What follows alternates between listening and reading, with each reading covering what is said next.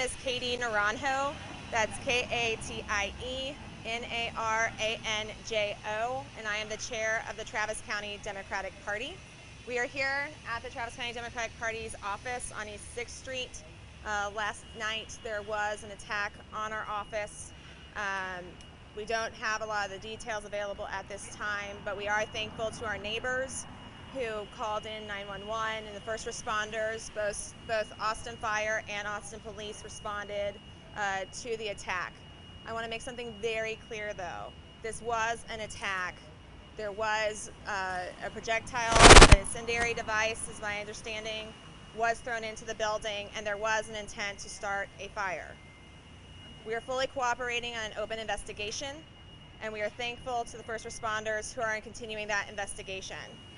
The Democratic Party believes in free speech, believes in your right to vote, and we will not be intimidated and we will not be threatened by any individual who takes such a cowardly act as to attack a democratic institution. And our political parties are a part of our democracy. What the individual tried to do last night was light a fire of hate and terror and threatening and intimidation behavior. The only thing he did was light a fire for us to continue our call to tell people that they have a right to vote, is their duty to vote, and is their ability to exercise their voice and participate in their democracy. And so we appreciate everyone for their concern. This happened at around 2 in the morning last night. No staff were in the building or were harmed. There is minimal damage to the structure itself. What you've seen in some of the early reports is mainly flame retardant in the building, thanks to the quick response of our neighbors, Austin Police Department and Austin Fire. Again, we will continue our hours of operation. Our building has been released back to us, so we will continue to do the work of educating voters and electing Democrats in our government. What did your neighbors do? Our neighbors called 911, and my understanding was helped with a fire extinguisher. Yeah. So were they the first on the scene? They raced over and put it out, or? I'm going to let Captain Jennings from Austin Fire Department help answer some of the questions on that, as I was not here at 2 in the morning. I do have a question. Had there been anything prior to this? Had you gotten any phone calls or any other problems? So we have security cameras that were installed last year because there was a similar attack on our building. This time it's gotten a little bit more serious, as there was actually, an incendiary device. And so as a result, we had cameras from that last attack. We've also had staff members threatened as well in previous election cycles. And so, anything like maybe the last few days that might have precipitated this? Nothing in the last few days that would cause an escalation like this. No, ma'am. The screen grab that you showed us inside that showed the suspect, is that from one of your cameras or from across the street? Our cameras were here, and that's what, the cameras here that we installed. So, and I'll let it to Captain Jennings to help answer some of those questions as well. Start with your name, Captain Jennings. My name is Captain Brandon Jennings, BRANDON, JENNINGS. I'm the captain of the arson section for the fire department. Approximately around 2 a.m. this morning, the fire department, police department were notified of a fire at the building. When they got here, I believe some employees from a neighboring business had already extinguished the fire with a fire extinguisher, which is the residue on the ground behind me. Fire crews got here, police got here, they didn't disturb anything, and they called for the arson investigators to respond at that time. What did y'all see in the video that you all have from the camera out here? There's a video of an unidentified male, gray shirt, black shorts, black and gray tennis shoes. Does appear to have some type of maybe a flag bandana on their head and a mask.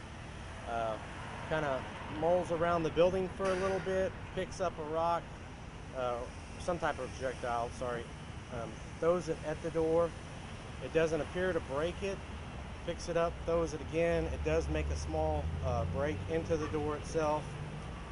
At that time, the suspect kind of, I think, comes out of view a little bit.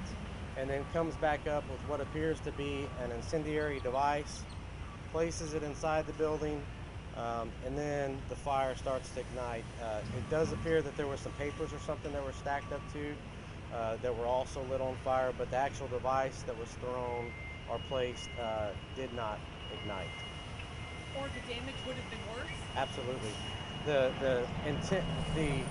The use of a incendiary device like this is typically to throw it at something once you light it, and the liquid comes out, catches on fire, the fire spreads upward and outward and does more damage. So really it's just by chance that we don't see a lot more, well, most of it's gone. Absolutely. Absolutely. Did any of the neighboring businesses have cameras? Did you see any of that footage? I don't know that question yet. I'm working on it right now. Anything else?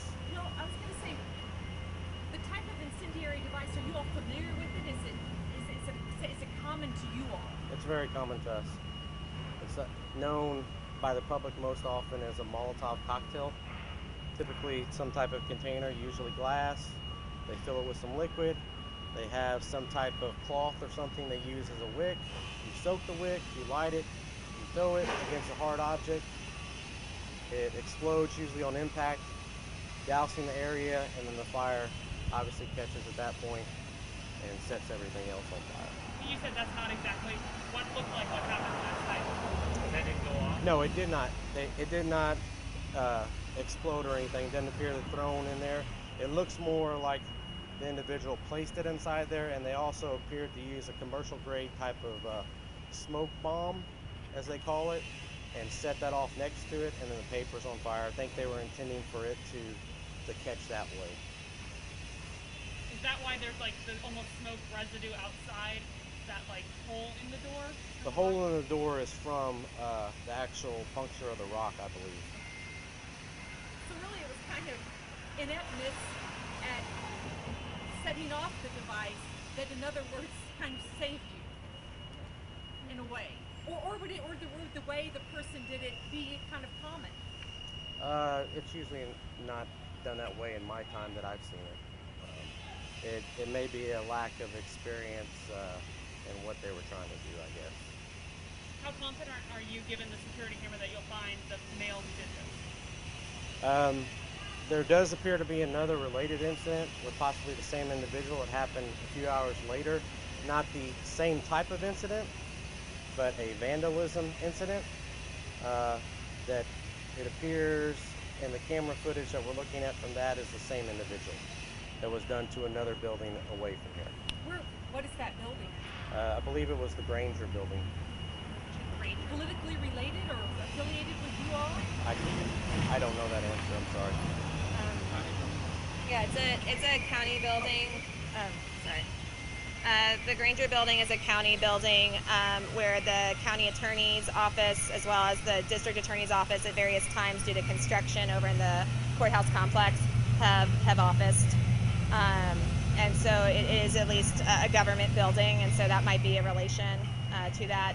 But anyone who wears an American flag as a bandana and then throws a Molotov cocktail with fireworks into a building and leaves a note, a threatening note, is a coward. And we will not tolerate that type of behavior. We do a call in the community across not just Travis County, but across the state to denounce any acts of violence or aggression when it comes to engaging in voting, engaging in our government, and engaging in our right to our freedom of speech and our right to vote. And so we call on everyone to denounce this behavior. From what we've seen from January 6th of 2021 till now, there's been continued aggression and escalation of violence against Democratic parties as well as institutions of government, and those people are cowards. They're far-right extremists, and this is an act of terror. When you leave a threatening note, the intent is to try to terrorize people. We are Texas Democrats, and we are unafraid. What did the note say? Yeah, tell us about the note. We do not have the note at this time. Investigators have that. It's a part of the ongoing investigation. What did it say? But we did get confirmed that it was a threatening note. Did it attack you politically, or what was the intent of it? It was political in nature. When you woke up this morning and got the call that something happened, what went through your mind? What were you feeling? Good thing we installed cameras from the last time. And mainly, frankly, once we confirmed staff was okay and there wasn't significant damage, we came up. What was the vandalism at the other building specifically? I don't know the exact nature of the vandalism. I know it was not a fire incident at this time. We're talking to partners at Texas DPS who may be handling that part of it. Are there any additional charges that need to face because it was a political institution? We'll have to look and see what exactly we're going to charge them with. We have several things we can go with, but I can't give you like the specific details of Is that there a right now. potential for felony charges? Absolutely. And were there cameras with the other building that you can also use to piece this all together? I can't answer that definitively right now, but I believe there were. Thank you all. Any other questions? Will you be sharing video, or whoever There- can feed us video? Can we? There's a still of the video. We were asked not to share any footage at this time because it's an ongoing investigation. So we are not sharing any footage until Austin Fire and investigators approve any footage to be shared. And I believe that would be through your office. Is that correct, sir? Okay. Do y'all think it will be later today, or? I think the still footage is already out there, so it'll probably be released later today where the news media can have it and circulate it. If anybody knows this individual, please don't hesitate to contact 911.